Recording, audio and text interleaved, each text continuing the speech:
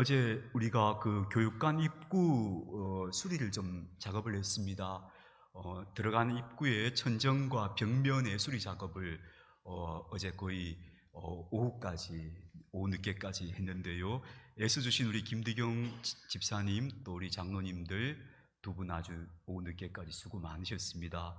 또 김세중 집사님, 서정학 집사님 감사드리고요. 또 맛있는 점심을 준비해 주신 김창훈 권사님과 또 임임선 집사님께도 다시 한번 감사드리고 싶습니다. 우리가 기쁨에 대한 이야기들을 지금 나누어 가고 있는데요. 어떤 사람이라도 항상 기쁨 속에 살아가는 사람은 없습니다. 언제나 매일매일이 즐겁고 기쁜 사람이 있다면 저는 그런 사람 한번 만나보고 싶습니다. 그런 분들은 거의 없다고 봐야겠죠. 늘 즐거움과 기쁨 속에 살아가는 그런 사람이 있다면 그런 사람은 정말 특이한 사람일 겁니다. 우리는 또 살아가면서 넘어지지 않는 사람도 없습니다. 많은 사람들은 다 넘어지고 삽니다. 근데 문제는요, 넘어졌다가 일어나지 못하거나 아니면 일어나는데 힘드는 사람이 있다면 반면에 넘어진 자리에서 바로 일어나는 사람도 있겠죠. 그래서 이렇게 말할 수 있습니다. 정말 우리가 건강한 그리스도인으로 산다는 것은 때로는 기쁘지 않을 수 있지만 그럼에도 불구하고 기쁨을 지향하며 사는 것이고, 때때로는 삶의 길에서 넘어지기도 하지만 그러나 곧바로 일어나서 다시 가던 길을 가는 사람이다. 그런 사람이 건강한 사람이라고 얘기할 수 있죠. 요즘 그런 말을 가리켜서 회복 탄력성 그렇게 말해요. 회복 탄력성. 넘어질 수 있어요. 마음이 슬프고 우울할 때도 있어요.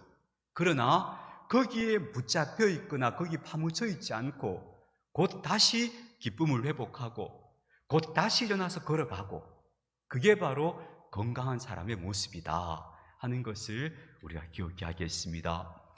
우리가 존경하는 신앙의 위인들도 항상 즐겁고 기쁜 날들을 살아갔던 것은 아닙니다. 우리가 시편을 읽어보면 그런 것들을 잘 알 수 있는데요. 시편 속에는 수많은 좌절과 두려움과 고통과 실망과 분노에 대한 표현들이 시편에 굉장히 많습니다. 그런 탄식의 표현들이 시편에 얼마나 많은지 모릅니다. 그래서 때때로 시편을 읽으면 위로가 되기도 해요. 야, 다윗도 이랬구나, 이 사람도 이랬구나 하는 생각이 들곤 하거든요. 그런데 문제는 시편의 그런 탄식들은 탄식으로 끝나는 것이 아닙니다. 그 탄식이 곧 다시 기쁨의 찬송으로 바뀌는 겁니다. 그래서 항상 탄식으로 시작해도 기쁨의 찬송으로 마무리하는 것이 시편이 보여주는 굉장히 강한 회복 탄력성이라고 말할 수 있어요. 저는 저와 여러분이 이렇게 강한 회복 탄력성을 가진 사람들이 되었으면 좋겠습니다. 주님의 이름으로 축원합니다. 썰물처럼 빠져나가서 우리 인생의 밑바닥이 다 드러나는 순간도 있습니다. 그러나 다시 밀물처럼 기쁨이 되돌아오는 삶, 우리가 그런 삶을 지향하며 살아야 할 줄 압니다. 그럴 때 우리가 항상 늘 기억해야 될 게 뭐냐 하면요, 내가 항상 기뻐하며 살아가는 삶의 가장 큰 장애물이 뭐냐? 이걸 기억하셔야 돼요. 가장 큰 장애물은요, 슬픈 일, 아픈 일, 불안한 일, 속상한 일이 없어야 한다라고 하는 체화된 신념입니다. 그런 신념이 어느덧 우리 속에 깊이 체화되어 있어요. 슬픈 일이 없어야 되고, 아픈 일이 없어야 되고, 속상한 일이 없어야 되고, 어려운 일이 없어야 나는 기쁠 수 있어 라고 하는 이 신념을 버리지 못하면 우리는 기쁨의 삶을 누릴 수가 없어요. 아니에요, 여러분. 그런 인생은 존재하지 않아요. 그러니까 아픔 속에도, 슬픔 속에도, 탄식 속에서도 나는 기뻐할 거야 라고 마음을 먹어야, 그렇게 뜻을 정해야 항상 기뻐하는 삶으로 나아갈 수 있다는 것을 다시 한번 말씀드립니다. 그래서 우리는 문제 속에서 기뻐할 수 있는 방법을, 말하자면 그 방식을 터득해 가야 되는 거예요. 이렇게 문제가 많고 아픔도 있고 힘도 들지만 그래도 내가 내 마음이 기쁠 수 있구나 하는 그 비결을 터득해 가는 것이 우리가 신앙생활 하는 데서 꼭 배워가야 하는 점이다, 그렇게 말할 수 있습니다. 그래서 그 첫 걸음은 이 순간부터 나는 기쁘게 살리라고 마음 먹는 것이다. 기쁜 일이 없어도 기쁘게 살 것이다 라고 마음 먹는 것, 그게 첫 걸음이다 했습니다. 자, 오늘 두 번째입니다. 두 번째는요, 승리자의 마음으로 사는 것입니다. 승리자의 마음으로. 사무엘상을 읽어보면 이런 장면이 나오죠. 블레셋 군대와 이스라엘 군대가 두 진영이 이제 진을 쳤습니다. 서로 마주보는 전면전이 시작됐습니다. 그 전까지는 블레셋 군대가 항상 우위에 있었어요. 그래서 이스라엘은 늘 블레셋에게 짓눌려 살았어요.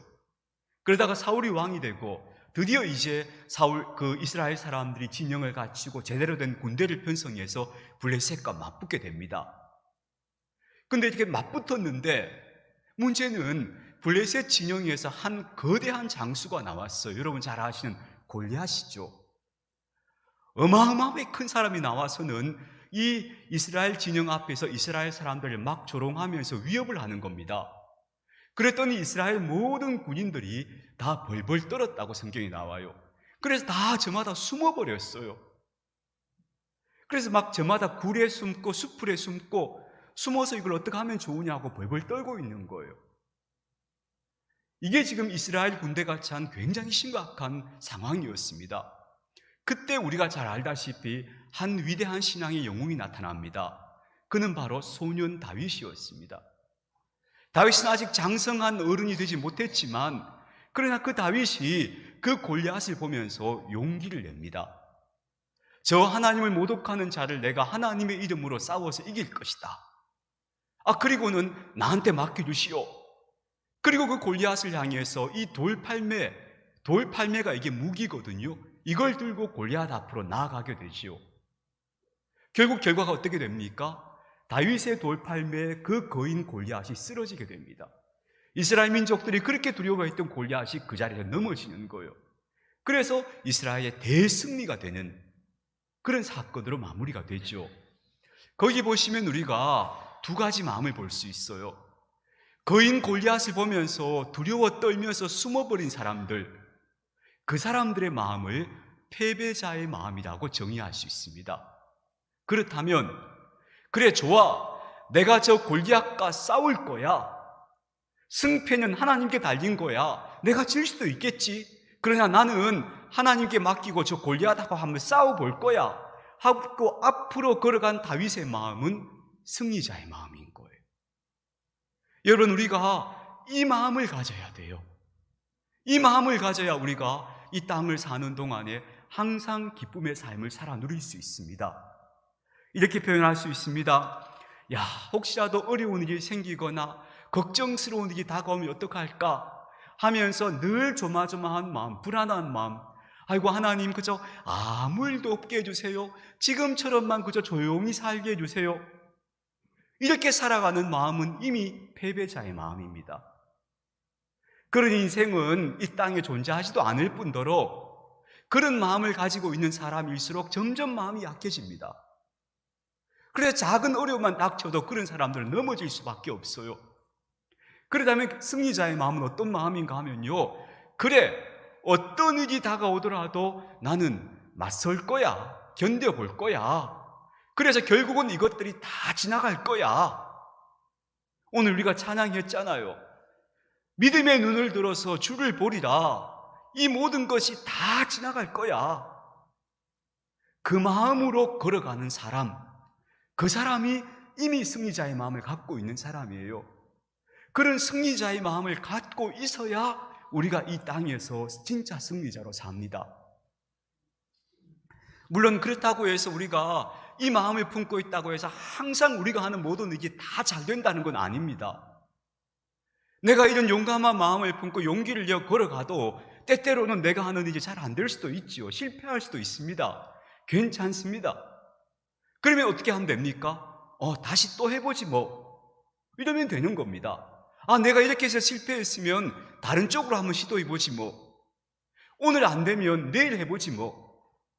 그러면서 자기 인생의 문제들 앞에서 두려워하는 마음이 아니고 맞서는 마음으로 걸어가는 것, 이게 바로 승리자의 마음이고, 이런 마음을 가지고 걸어가야 우리가 기쁨의 삶을 살게 됩니다. 그러나 전전긍긍하면서 혹시라도 어려운 일이 생기면 어떡하나, 그저 아무 일도 없어야 될 텐데, 이런 마음으로 살면 우리는 결코 기쁨에 도달할 수 없습니다. 계속 불안 속에서, 염려 속에서 살아가는 작은, 너무나 나약한 영혼으로 살게 되는 겁니다.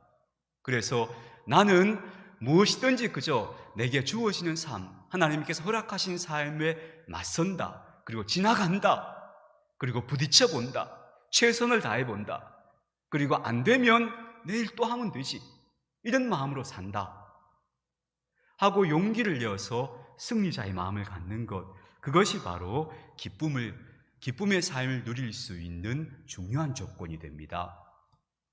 어떤 목사님께서 아주 어려운 일이 있어서 몹시 좌절하고 있었대요. 몹시 마음이 좌절이 되어서 이렇게 사람이 막 푹 죽은 거예요, 마음이. 그때 친구가 와서 이 목사님에게 이렇게 물었다고 해요. 자네 지금까지 여태까지 인생의 싸움에서 진 적이 있었나? 이렇게 물었대요. 그때 그 질문을 딱 듣는 순간 이 목사님이 깨달았다는 거예요.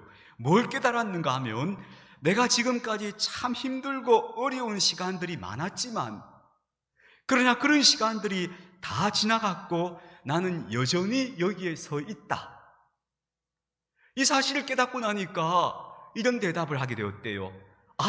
그러고 보니까 내가 한 번도 진 적이 없네? 그렇게 대답했대요. 그러고 보니까 내가 한 번도 진 적이 없어. 근데 내가 왜 질까봐, 무너질까봐 두려워하고 있는 거지? 그렇게 생각하면서 다시 일어섰다고 해요. 여러분, 우리는 결코 지지 않습니다. 물론 힘든 길을 걸어갈 수는 있겠죠. 그러나 결국은 통과해낼 겁니다. 오늘 예수님께서 요한복음 16장 33절에서 이렇게 말씀하셔요. 볼지어다 내가 이미 세상을 이겼다고 말씀하셔요. 그런데 예수님께서 지금 이겼다고 선포하는 이 순간이 예수님이 부활하시고 나서 이렇게 말씀하시는 거 아니에요. 십자가를 지기 전에 하시는 말씀이에요. 십자가 지러 가셔야 되는데 십자가 지기 전에 예수님께서 이미 내가 이겼다고 선언하고 계시는 거예요. 당신은 이미 승리자의 마음을 갖고 계시는 거예요. 나는 지지 않아. 그 십자가의 고통이 몹시 고통스럽고 힘든 과정이 되겠지만 결국 난 이길 거야. 승리자의 마음을 갖고 걸어가시는 거예요. 그러면서 그 후에 내가 다시 너희들을 만나게 될 때 너희들에게도 그런 기쁨이 충만할 것이야. 그래 너희들은 그 기쁨을 빼앗을 사람이 없을 거야. 그렇게 말씀하시는 거예요. 제자들에게도 그런 마음 갖기를 원하시는 거죠. 여러분, 우리는 결코 인생의 패배자가 되지 않습니다. 하나님은 우리를 반드시 인생의 승리자로 만드십니다. 마지막에 모든 것이 합력해서 선이 되는 자리에 우리를 세우실 겁니다. 그러니까 나는 그래 부딪혀 볼 거야. 이게 다 지나갈 거야. 그리고 나는 승리자로 남을 거야 하는 사실을 반드시 여러분 마음속에 딱 새겨 넣으시길 바랍니다. 그렇게 걸어갈 때 우리가 기쁨을 누리는 삶으로 살아갈 수 있게 됩니다. 어려움이 없기를 바라지 말고 어려움의 파도를 넘어갈 것을 기대합시다. 그래서 꿋꿋하게 지나갑시다. 그렇다면 우리는 결국 승리하게 될 겁니다. 그래서 사도 바울은 이렇게 이야기해요. 우리가 나중에 죽음의 권세까지도 우린 이길 거야. 예수님께서 죽음의 권세를 이긴 것처럼 우리도 그 죽음의 권세까지도 다 이기게 될 거야 라고 얘기합니다. 고난이 없기를 바라는 마음은 패배자의 마음이고 그런 마음은 점점 사람을 약하게 만들지만 그러나 내가 이 모든 것이 지나갈 거니까 나는 맞서서 앞으로 나갈 거야, 이 마음은 우리를 점점 담대하게 만들어요. 그래서 어떤 경우에서라도 웃을 수 있고 기쁨을 유지할 수 있는 힘을 우리 내면에 길러주게 될 겁니다. 그래서 승리자의 마음으로 산다 하는 것 꼭 기억해 주시기를 바랍니다.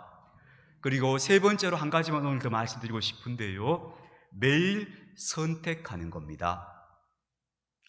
제가 몽골 초원에 다녀온 이야기를 한번 해드린 적이 있죠. 몽골에 단기 선교를 갔더니 몽골 여러분 TV 같은 데 보시면 이렇게 여행 간 사람들 몽골 초원 보여줄 때 되게 아름다운 드넓은 초원을 보여주잖아요. 근데 정말 가보면 아름다워요. 제가 머물고 있던 마을에서 그 마을이 이렇게 조그만하면 몇 가구가 있으면 그 바깥에 이제 다 초원이거든요. 그 초원에는 다 소와 양과 말들이 그 가축들을 다 이렇게 풀어 키우는 거예요. 그래서 어느 날 아침에 제가 그 머물던 마을에서 벗어나서 아침에 이렇게 이슬이 막 아직도 내려 있을 때 그때 나가서 그 초원을 좀 걸어봤어요.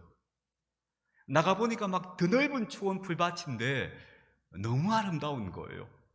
특히 멀리서 보니까 몰랐는데 가까이 가보니까 발밑에 예쁜 꽃들이, 사실 이름을 모르겠어요. 이름도 모르는 꽃들이 막 밭에 막 뭐라 하죠, 이걸 카펫을 깔아놓은 것처럼 꽃들이 형형색색으로 막 발밑에 쫙 피어 있는 거예요. 거기서는 꽃이 이렇게 크게 안 자라요. 다 발밑에 밟힐 정도로 자라요, 꽃들이. 그렇게 막 형형색색의 꽃들이 쫙 깔려서 너무너무 아름다운 거예요. 그래서 그 초원을 한참 거닐다가 돌아왔는데요. 그런데 그런 초원에는 반드시 비밀이 있습니다. 여러분 그 TV 화면에서 보실 때 뭐 스위스나 이런 데 보면 막 목장에 소들이 있고 초원이 쫙 초지가 있고 하니까 되게 멋있어 보이잖아요. 근데 실제로 들어가 보면 거기는 다 똥밭입니다. 그러니까 그 가축을 놓아 기르니까 가축들이 쉴 새 없이 배설한 배설물들이 그 꽃밭에 같이 다 있는 거예요. 정말 사람이 어디 가서 잠깐 엉덩이 붙이고 앉을 만한 공간도 없을 정도로 그 가축 배설물들이 쫙 이렇게 깔려 있어요. 그래서 한마디로 말하자면 꽃밭이기도 하고 똥밭이기도 하고, 이게 두 곳 같은 장소인데 그래요. 그러면 제가 그날 아침에 그곳에 가서 그 초원을 산책하고 돌아오면서 꽃을 꺾고 왔을까요? 똥을 주워 왔을까요, 여러분? 너무나 당연하죠. 꽃을 꺾고 왔죠. 그리고 지금도 제게는 그것이 더러운 똥밭으로 기억되는 게 아니고 그것이 아름다운 꽃밭으로 기억되고 있어요. 여러분, 제가 왜 이야기를 길게 드리는가 하면요, 우리 인생이 우리가 선택하는 데 따라서 달라진다는 거예요. 우리는 인생의 길을 걸어가면서 좋은 일도 만나고 나쁜 일도 만나요.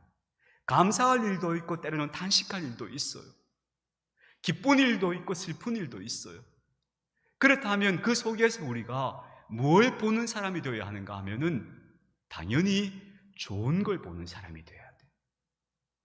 당연히 감사할 줄 아는 사람이 되어야 해요. 그 좋은 것을 내가 매일 선택하겠다고 마음을 먹고 내 마음가짐을 그렇게 했을 때 우리가 기쁨의 삶을 살아가게 되는 거예요. 저는 여러분에게 두 가지를 부탁드리는데요. 첫 번째는요, 감사예요, 감사. 내가 정말 오늘 하루를 살아가면서 하나님께서 내게 베푸신 것들, 아주 작은 것들이라도 자꾸 그것들을 보면서 감사할 것들을 찾는 거예요. 결핍되고 어렵고 힘들고 아프고 없는 거 이런 거 찾는 게 아니고 있는 거, 주신 거, 내가 누리고 있는 거, 좋은 거, 이런 것들을 자꾸 보면서 하나님 앞에 감사의 고백을 자꾸 드리는 거예요. 그리고 두 번째는요, 소망을 갖는 거예요. 어떤 소망인가 하면은 괜찮아. 하나님께서 하늘에 계시니까, 이 세상의 주인 되신 하나님께서 선한 뜻으로 운행하고 계시니까 모든 일은 다 잘 될 거야. 괜찮아, 잘 될 거야. 이 소망을 자꾸 자기 자신에게 불어넣는 거예요. 그래서 이 감사와 소망이 우리 삶 속에서 매일 선택되어져야 해요. 꽃밭이기도 하고 똥밭이기도 한 곳에서 똥을 보는 게 아니고 꽃을 봐야 되는 거예요. 그곳에서 감사의 것들을 찾아서 하나님 앞에 감사하고, 또 그래, 소망이 있어, 봐, 희망이 있어, 저렇게 좋은 사람들이 있고 뭔가 저렇게 희망 있는 일들이 일어나고 있잖아 하면서 자꾸 희망, 소망을 바라보는 거예요. 그래서 감사와 소망을 선택하는 삶을 살아갈 때, 그때 우리가 기쁨의 삶을 향해 나아가게 된다는 것. 그걸 기억해 주시기를 바랍니다. 이런 말이 있어요. 불행은 중독이다 는 말이 있습니다. 여러분, 이 말 참 중요한 말입니다. 무슨 중독인가 하면요, 불행은 실제로 삶의 고난 때문에 온다기보다는 그 고난의 상황에서 자꾸 뭘 보는가 하면요, 탄식, 원망, 비관, 이걸 본인이 선택하기 때문인 거예요. 인생에서 어려운 걸 보면서 탄식하거나 누군가를 원망하거나 아니면 자꾸 비관적인 것들을, 미래를 바라보는 거예요. 그러면 그 사람은 불행해지는 거예요. 그러나 똑같은 상황에서 나는 감사할 것들을 찾고, 그리고 괜찮아, 하나님께서 잘 되게 하실 거야 하면서 소망을 품을 때, 그때 우리는 불행이 아니라 행복한 사람, 우울한 사람이 아니라 기쁜 사람으로서요 삶을 살아가는 거예요. 그것은 우리의 선택에 달려있다 하는 것을 기억해 주시기를 바랍니다. 이런 말이 있죠. 성격은 바꿀 수 없어요. 그러나 성품은 바꿀 수 있어요. 그런 말이 있습니다. 우리가 타고난 성격을 바꾸긴 어렵겠죠. 그건 사람이 기질도 있고 워낙 깊이 새겨진 것들이라서 성격 바꿔지는 사람은 잘 없습니다. 성격 급한 사람은 여전히 급하고, 성격은 공부 같은 사람은 죽을 때까지 공부 같고 별로 안 달라져요. 근데요, 성품은 달라져요. 성품은 뭐냐 하면은 우리가 삶을 대하는 태도예요. 그건 바꿀 수 있어요. 우리가 바꿔야 할 것은 우리의 성품이에요. 그래서 성품은 우리가 노력하면, 우리가 뜻을 품고 기도하고 걸어가면 더 아름다운 성품으로 바뀐다 하는 걸 꼭 기억해 주시길 바랍니다. 셰익스피어가 이런 이야기를 했다고 해요. 햄릿에 나오는 이야기인데요, 제가 한 번 더 이 말씀 읽어드릴게요. 세상에는 나쁜 일도 좋은 일도 없다. 단지 생각이 그렇게 만들 뿐이다. 마음은 제자리에 머물러 있는데 때로는 지옥을 천국으로 바꾸고 때로는 천국을 지옥으로도 만든다. 그렇게 이야기했습니다. 사랑하는 교우 여러분, 항상 기뻐하라는 말씀에 순종하는 길은 첫 번째, 뜻을 정하는 겁니다. 그래, 기쁘게 살자, 오늘 이 순간부터. 두 번째, 나는 승리자의 마음으로 살 거야. 두려워하는 패배자의 마음으로 살지 않을 거야. 세 번째, 감사와 소망을 선택할 거야. 이 세 가지를 기억하면서 걸어가신다면 우리의 삶은 점점 더 기쁨의 영토가 넓어져 갈 겁니다. 그렇게 올 한 해 우리의 삶을 기쁨의 삶으로 일궈갈 수 있는 그런 저와 여러분들이 다 되었으면 좋겠습니다. 아버지 하나님, 감사합니다. 저희들에게 기쁨의 삶에 대해서 말씀해 주셔서 감사합니다. 항상 기뻐하라 하셨사오니 주님, 저희들이 주님 말씀에 순종하게 해주십시오. 기뻐하고자 하는 사람들이 되게 해주십시오. 기쁜 일이 있어야 기뻐하지 라고 말하는 무기력하고 나약한 사람 되지 말게 하시고, 기쁜 일이 없어도 하나님이 기뻐하라 하셨으니 나는 기쁘게 살 거야, 그렇게 순종하는 사람들 되게 해주십시오. 그리고 어떤 경우에도 다 지나갈 거야, 나는 견뎌낼 거야, 승리자가 될 거야, 마음 단단히 먹게 하시고, 그리고 항상 감사할 것들을 찾고 소망의 생각들을 스스로에게 불어넣으면서 기쁨의 삶을 일궈갈 수 있는 저희들 되게 해주십시오. 주님, 우리가 이 땅에서 선행을 통해서 빛을 드러내는 것도 아름답지만 우리의 삶의 모습이, 또 우리의 표정이 기쁨으로 물들어 있는 것을 보는 것도, 세상에 보여주는 것도 아름다운 복음 증거인 줄 믿습니다. 우리 갈빗동산에 속한 모든 사랑하는 식구들이 기쁨에 물든 삶을 사는 사람들 되게 하여 주시옵소서. 우리 주 예수님의 이름으로 기도드립니다. 아멘.